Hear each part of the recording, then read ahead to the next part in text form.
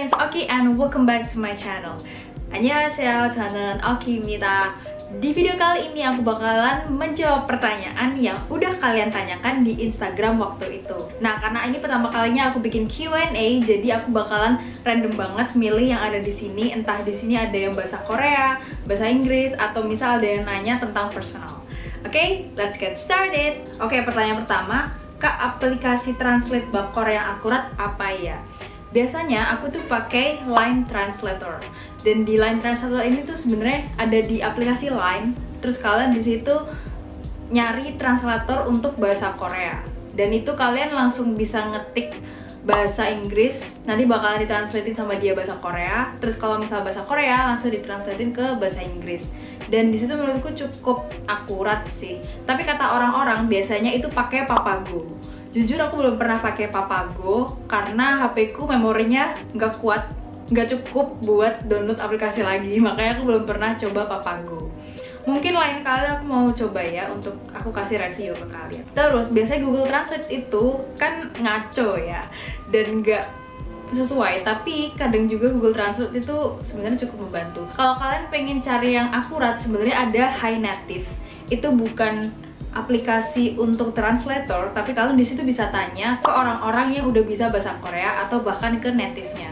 Di situ kalian bisa tanya, halo, kalau misal kata-kata ini apakah natural? Nah, nanti bakalan ada vote apakah itu natural atau nggak natural. Dan itu bagus banget karena di situ nggak cuma orang-orang yang bisa bahasa Korea aja yang bakalan jawab pertanyaan kamu, tapi orang native Korea juga bisa jawab pertanyaan kamu.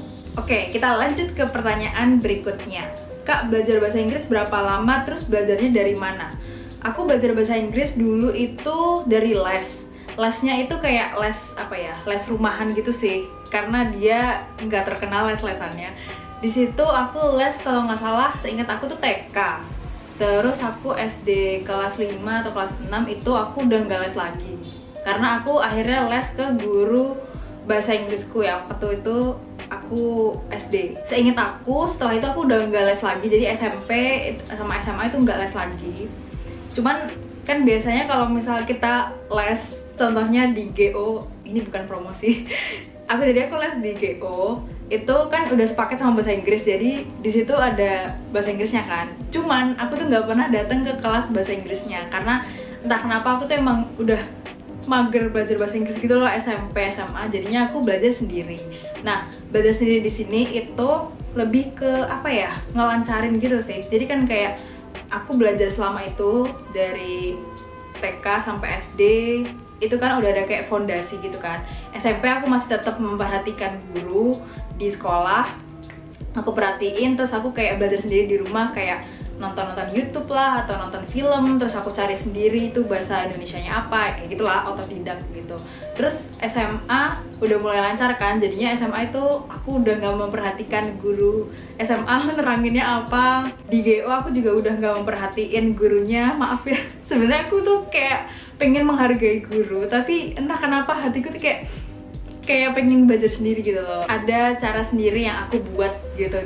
Kayak aku lebih cocoknya tuh kalau belajar sendiri. Oh ya, tadi aku lupa untuk jawab pertanyaan berapa lama belajar bahasa Inggris. Jadi aku udah belajar dari TK. Sekarang aku udah semester 7 di kuliah, atau tahun terakhir kuliah, atau tahun keempat. Nah, jadi udah lama. Tapi menurutku ya, kayaknya sekarang TK-TK itu udah diajarin bahasa Inggris ya nggak sih? At least kayak 1, 2, 3, ABC gitu ya nggak sih? Jadi menurutku kalian semua pasti belajarnya dari TK, atau kalau nggak belajar bahasa Inggris di TK, paling kalian kelas 1 SD pasti belajar bahasa Inggris. Ngaku deh. Oke, kita lanjut ke pertanyaan selanjutnya. Kak, bikin video tentang Pachim dong. Nah, aku udah pernah bikin video tentang Pachim, kalian bisa cek di sebelah sini. Di situ aku ngajarin tentang Pachim, tapi cuma snippet doang. Sisanya ada di Hangul Master Course. Make sure kalian untuk join Hangul Master Course karena di situ seru banget. Ada grup WhatsApp-nya juga. Jadi kalian bisa ketemu teman-teman baru yang juga belajar Hangul, dan kalian di situ bisa saling support satu sama lain. Nah, kalau misal kalian nggak pengen join Hangul Master Course, it's okay. Aku bakalan tetap ngupload tentang Pachim, tapi nanti, dan nggak bakalan selengkap yang ada di Hangul Master Course. Karena pelajaran Pachim itu banyak banget. Nah, jadinya kalau misal aku share di YouTube itu bakalan terpecah-pecah dan nggak bakalan lengkap juga. So, kalau kalian pengen belajar Pakcim lebih dalam lagi, kalian bisa cek Hangul Master Course dan join. Aku bakalan kasih link di description box. Oke, kita lanjut. Kak, umur berapa waktu pertama kali belajar bahasa Korea? Aku belajar bahasa Korea kalau nggak salah, pokoknya tahun 2015, karena aku masih punya catatannya sampai sekarang. Pertama kalinya aku nulis Hangul secara serius, yaitu pada tahun 2015. Sekarang tahun 2020, jadi udah 5 tahun aku belajar, dan itu nggak konsisten, makanya sampai sekarang bahasa Korea aku itu belum yang lancar-lancar banget. Oke, kita lanjut. Kak Oki dari Kediri ya, salam kenal Kak, aku juga orang Kediri. Wah, sama, hai. Kak, belajar cepat logat Korea gimana, minta sarannya. Caranya paling cepat adalah kamu harus nonton drama Korea atau variety show. Lebih tepatnya sebenarnya variety show, karena mereka di situ ngomongnya bener-bener lancar banget dan cepat. Dan apa ya, kalian bisa belajar logat-logat dari bahasa Korea. Kan logat bahasa Korea itu banyak banget kan, maksudnya ada logat di Seoul, ada Daegu, ada Busan, dan lain-lain sebagainya. Dan kalian di situ bisa kayak ngikutin orang-orang di situ ngomongnya gimana, kalian coba dengerin, terus habis itu ikutin, atau kalian bisa coba rekam suara kalian terus kayak disamain kayak gitu. Karena kita kan nggak bisa ya segampang itu cari orang Korea terus kita ngomong-ngomongan gitu kan, nggak segampang itu kan. Nah, itu menurutku cara paling efektif buat belajar bahasa Korea. Dan itu nggak bisa cepet guys. Kalau misalnya kalian kayak, oke aku mau belajar logat bahasa Korea mulai dari hari ini, itu nggak bakal langsung sehari kalian bisa, itu pasti butuh proses. Sama kayak ketika aku orang Jawa, kalau ngomong kan pasti bahasa Indonesianya tetap medok ya. Terus habis itu aku pergi ke IPB buat kuliah, dan di situ aku merasa kayak semua orang itu ngomong kok bahasa Indonesiamu medok. Akhirnya aku belajar gimana caranya ngomong bahasa Indonesia nggak medok. Menurut kalian bahasa Indonesia aku masih medok apa enggak sekarang? Sebenarnya aku bisa mengatur apakah aku bisa ngomongnya medok sama enggak. Tapi sebenarnya aku bisa ngomong bahasa Indonesia medok guys, dan aku bisa ngomong bahasa Jawa yang medok banget, cuman not in this video. Kak, pernah nggak kalau ngomong tapi kecampur sama banyak bahasa? Kalau ada gimana ceritanya? Sebenarnya nggak pernah sampai kayak ngomong terus ada 3 bahasa gitu, enggak. Karena pasti sama orang-orang kayak apaan sih, orang gaya banget. Tapi pernahnya itu kayak ini ngomong bahasa Indonesia nih, terus habis itu aku kayak aku nggak tahu ini bahasa Indonesianya apa, aku ingetnya bahasa Korea sama bahasa Inggrisnya, terus kayak diem mikir. Nah, biasanya ada kejadiannya kayak gitu, dan itu cukup sering sih sebenarnya. Sebenarnya bahasa yang aku bisa itu kan ada bahasa Indonesia, bahasa Jawa, bahasa Inggris, sama bahasa Korea. Cuman bahasa Koreanya kan ya masih kayak gini-gini aja gitu kan. Nah, biasanya ya kalau misal aku ngomong bahasa Indonesia kecampurnya sama bahasa Jawa. Nah, tapi kalau misal aku lagi ke Jerman nih kemarin, terus aku ketemu sama orang-orang Indonesia yang ada di Jerman.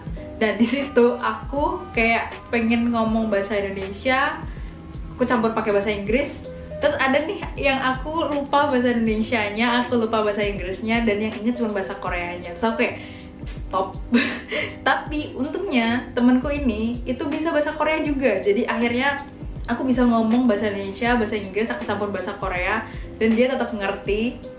Namanya Kak Rani, kalau misalnya Kak Rani nonton ini, hai. Jadi dia itu bisa bahasa Indonesia, bahasa Inggris. Karena dia kuliah di Jerman, tentu dia bisa bahasa Jerman, dan dia bisa bahasa Korea. Lebih lancar daripada aku.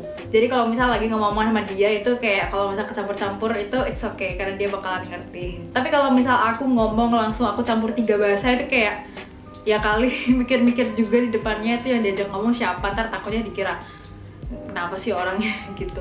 Gak pernah lihat konser? Gak pernah. Aku pengen nonton konser tapi BTS nggak datang-datang ke sini, jadi sebal. Basic pertama yang harus kita bisa di bahasa Korea dan bahasa Inggris itu apa Kak? Kalau misalnya bahasa Inggris basicnya grammar, karena apa ya, tulisan kan kita udah bisa nih baca ya, jadi nggak perlu kayak harus ngafalin huruf-hurufnya. Kalian harus belajar grammar, meskipun itu terlihat kayak daunting, tapi kalian harus belajar grammar. Sebenarnya aku juga nggak suka belajar grammar. Terus kalau misal bahasa Korea, basicnya yang jelas kalian harus bisa Hangul, baru nanti kalian belajar grammar.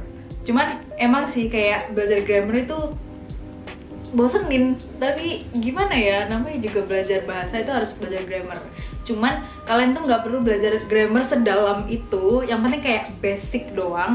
Habis itu nanti sisanya kalian bisa cari-cari di internet, ini tuh artinya apa, atau kayak gimana sih cara bikin kalimat yang seperti ini. Kalau misal kalian pengen explore lebih jauh, it's okay, karena grammar itu sebenarnya buat dasar. Kecuali kalau misal kalian mau tes kayak TOEFL, IELTS, atau kalian juga mau tes topik, itu kalian harus belajar banget grammar. Oke, kita lanjut ke cara fun buat belajar bahasa Inggris tuh gimana ya. Cara yang paling fun adalah dari YouTube. Sebenarnya bisa sih kalian dari film, cuman aku akhir-akhir ini karena kebanyakan nonton drakor jadi aku udah jarang banget nonton film. Dan biasanya aku tuh nonton YouTube, kalian bisa cek video di sini. Di situ aku bahas tentang channel-channel apa yang biasanya aku tonton buat belajar bahasa Inggris. Sebenarnya bukan belajar sih, kayak apa ya, membiasakan telinga-telingaku untuk mendengarkan bahasa Inggris, dan ketika ada vocab baru itu gampang menerimanya, terus langsung kayak apa ya, kalau ada vocab baru tuh nggak perlu dicari artinya, kadang tuh aku udah ngerti sendiri gitu dari kata-kata dia nyambungin kalimat itu dengan kalimat apa, akhirnya aku ngerti kata-kata ini tuh maksudnya apa meskipun nggak tahu artinya apa. Jadi dari situ menurutku fun-fun aja sih dari YouTube, kayak apa ya, apalagi kalau misal aku suka topiknya, kayak aku suka topik tentang self-care, self-help, makanya di situ aku nonton Lavender, Rowena Sai. Di situ aku seneng banget nonton video mereka, dan aku sekaligus nambahin kata-kata yang sebelumnya nggak pernah aku dapet, kayak resilience, persistent, persevere. Itu kata-katanya kayak susah banget ya nggak sih? Dan dari situlah aku ngerti kata-kata ini. Oke, yang terakhir, moto hidup kakak apa? Jadi aku punya quotes. Ini quotesnya aku ambil dari internet. Aku bakalan pop up di sini. Losers focus on winners, and winners focus on winning. Maksudnya adalah kita itu nggak perlu mikirin orang terlalu dalam, kayak opini orang tentang kita gitu loh. Kan kita menjalani hidup kita masing-masing.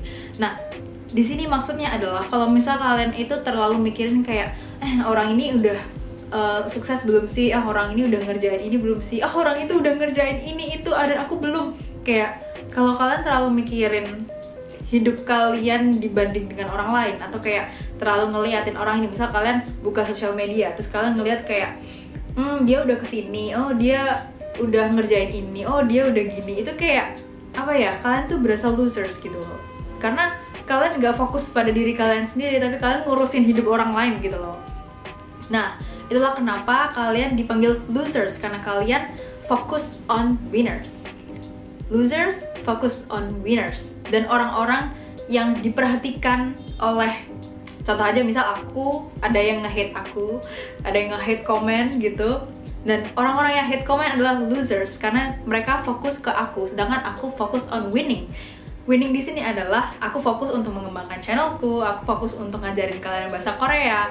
Jadi tujuanku itu lebih mulia daripada orang-orang di sana yang meninggalkan komentar buruk. Jadi buat kalian, gak usah peduli sama orang-orang yang gak suka sama kalian, gak usah peduli sama orang-orang yang gak percaya sama mimpi kalian.